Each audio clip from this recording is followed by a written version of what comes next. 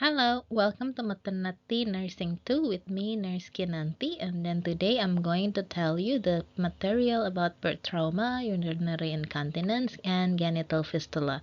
So, let's begin. The objective of the class, we are going to talk about what is birth trauma, we are going to talk about what is urinary incontinence, and then genital fistula. So, each birth has its journey and its story. So in this video that I posted in your Learn, you should be able to watch this on YouTube about how the mother is having a prolonged labor and how the nurses were helping for her to then continue with her labor and finally successfully deliver her baby. And next one is the video from Miss Penny Simkin. So Penny Simkin is a very good person in maternity nursing and midwifery. So she then explained that traumatic childbirth can then cause trauma to the mother and on how she sees the journey of delivering baby. And this stays with the woman, and we as the family can then provide support. Next video is about evaluating tears after birth. So in this video as well, you can watch it through YouTube that the nurse is then evaluating the laceration that happened to the mother after the birth and then provide care through the tears after the birth. And then this is very helpful for us to enhance our skills as nurses when we deal with patient with tears after birth. Now, another video that I put is about the bridge presentation. So this is a baby. The baby was born in bridge presentation. So we can see this is the part of the baby, and then this is the father helping the mother deliver the baby. So in this video, we can watch that the mother was trying to then deliver the baby in this position. You can see this is the kid's genitalia. This is a male baby, and then here you can see they're helping the baby to come out. Well,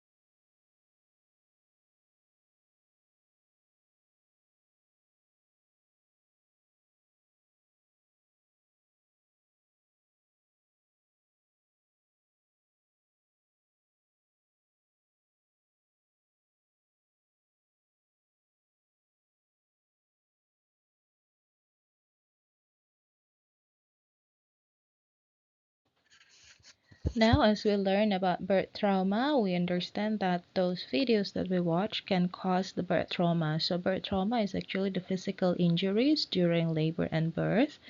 And this can happen to the mother and the baby. For the mother, it will be physical and psychological, but the baby, it will be mostly the physical injuries.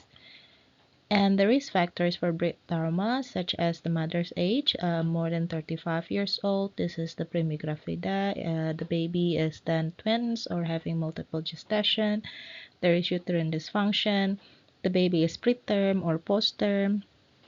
There is prolonged labor or even cephalopelvic disproportion, and the presentation of the baby is breech with probably problem of shoulder dystocia, and when the baby is a little bit bigger, like 4,000 gram or macrosomia, this can also cause birth trauma, as well as when the baby is birthed through the delivery assisted with forceps and vacuum.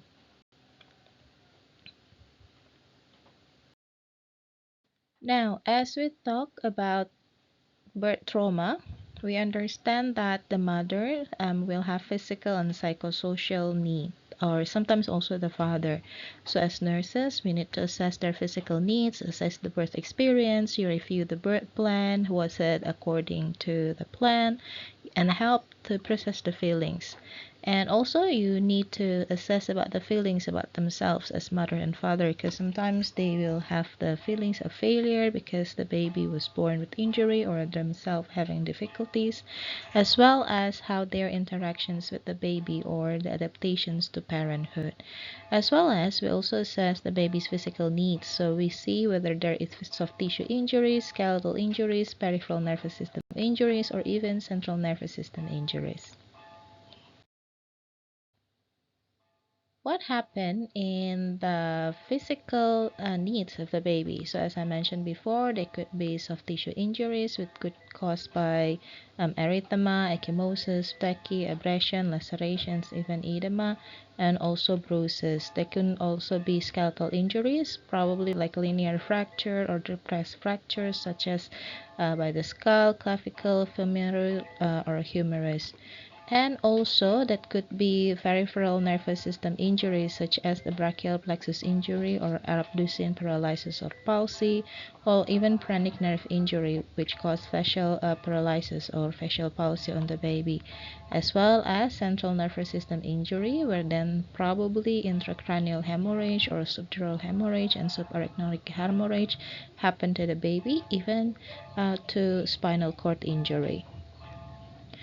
Well, as nurses, what we need to do for the nursing care management is we assess the newborn, we see the type of injury, we provide care according to the type of the injury, and also we provide assistance for the anxiety of the parents. Some of the parents, they become really scared for this condition, but we need to explain that this can then by time get healed. So for example, this one, you see there is like hematoma, so we then aspirate it, and then this is inside this, and you can see bruises, redness of the head, probably because of the vacuum, and this one is also marks on the face, probably because of the forceps assisted delivery.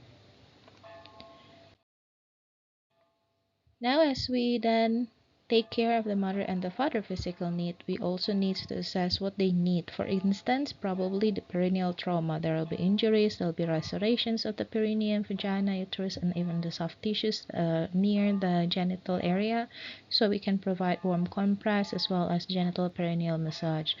And for the perineal trauma, the risk factors, this is always different on each woman according to their parity status, their maternal nutrition status, their birth position, their pelvic anatomy, the fetal presentation, whether it is a malpresentation, and the positions through birth, and even and also if it's the large infant, and if we use forceps and vacuum, then we have prolonged labor or we have also rapid labor, this can be the risk factor for perineal trauma. Next thing is about the perineal laceration. So in one of the video I provide for you, there is this perineal laceration video. So the nurse is assessing how far is the degree of laceration. So we have the first degree, second degree, third degree, and fourth degree. So all of this need to be repaired with sutures. So we need to do sutures through this, and then we also need to take care of the episiotomy or laceration sutures. Um, so in the first degree, what happened is that the laceration happened through skin and the structures to superficial muscle, and then also the second degree, this through muscles of the perineal body. The third degree, laceration through the external anal sphincter, and the fourth degree is the laceration through the anal sphincter and the rectal mucosa. What happened there? If it's like a vaginal or rectal laceration, it's also that the vaginal and the levator and the muscles is being torn. And if we have cervical injuries, mean that the all like shallow laceration, extensive lacerations that happen before the delivery is fully dilated. And we can also have episiotomy wound, which said that the incision is made to enlarge the vaginal outlet, and this should be avoided unless the fetal heart rate shows abnormality. So this is the picture of the normal perineum, and this is the midline episiotomy that we did, and we have the perineal laceration, and this is the 4th-degree restoration. So there are a few nursing diagnoses in birth trauma, such as acute pain, disturbed body image, activity intolerance, risk for bleeding, risk for infection. Now let's move to the next topic, urinary incontinence. In urinary incontinence, we talk about the involuntary leakage of urine, effect of the vaginal birth, or increase with parity. And there are three types of urinary incontinence. The first one is the stress urinary incontinence that caused by intra-abdominal pressure, such as cough, laugh, or sneeze.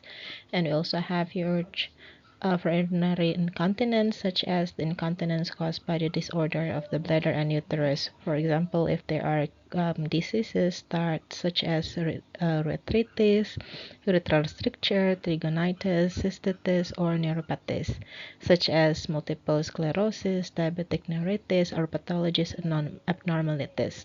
The last one is what we call mixed urinary incontinence, where it is a combination between the stress incontinence with urge incontinence. In urinary incontinence, we also understand that the clinical manifestation is absolutely the leakage of urine. So as nurses, we encourage for discussion. We ask what's going on and how can that happen, what's your activity before it happened. And we also try to prevent depression because this is a very depressive and uncomfortable situation. So some of the patients fall into depression just because they're having urinary incontinence.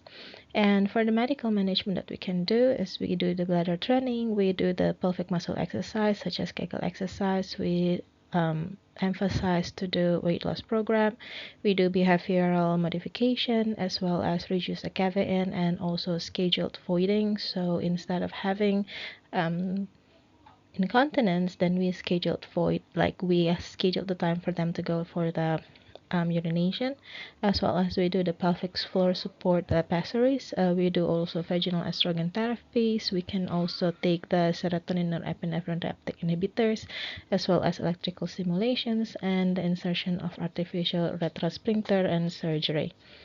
We do also nursing interventions such as bladder training, pelvic muscle exercise, the weight management assessment of depression, as well as increasing the quality of life. Now, as we move on, this is the example of pessaries. So as you can see, this is the pessaries that people use to just basically help with the urinary incontinence. So we hold it and then we hope with this pessaries, with this will then help the urine to not be leaking. And another thing is in the nursing diagnosis, we have the urinary incontinence for sure, we have this body image, we have anxiety. So now we talk about genital fistula. So in genital fistula, what happens is we have perforation between the genital tract organs, such as vesicovaginal between the genital tract and bladder, ureterovaginal between the urethra and vagina, and rectovaginal between the rectum and vagina. And what happened here is caused by congenital anomaly, can also because of gynecologic surgery, can also because of septic trauma, as well as cancer and radiation therapy, and also gynecological trauma and infection after episiotomy. So as you can see, here is retrovaginal, so you have the urethra and vagina together. So we have the perineovaginal, so it's the laceration here in the area of perineum, and we have what we call vesicovaginal, so it's like from the vagina and the vesicle. Then we have vesicouterine, so it's between the uterine and also the bladder, as well as vesicocervical, that we have this area open, and also rectovaginal, this area open. So now we are going to talk about the clinical manifestations of genital fistula, which depends on the site. So the presence of urine, flatus, feces in the vagina will then be available because of the fistulas that happen, and then we also have the odor of feces in the vagina, as and sometimes also the irritations of the vagina. The medical management will be then surgery treatment, and it depends on the site. So we do fix all the holes with the treatment. And the nursing intervention that we can do is we practice hygiene, use the enema of do or douche. So the enema is basically we put inside the rectum, then we put the water inside, then we just clean all the feces. And with the douche, we can use this type of bottle. So we put water inside, put the hole, put the lubricants, and we insert it in the rectum or in the vagina, and then we just basically squeeze the water in outside, and then we clean it. So that's what we call dosing. Diagnosis that can happen in genital fistula is acute pain, distant body image, and anxiety, as well as risk for infection. And as you can see, you have the case study that you have to do as your individual assignment. And also here are the references. I hope you learned something.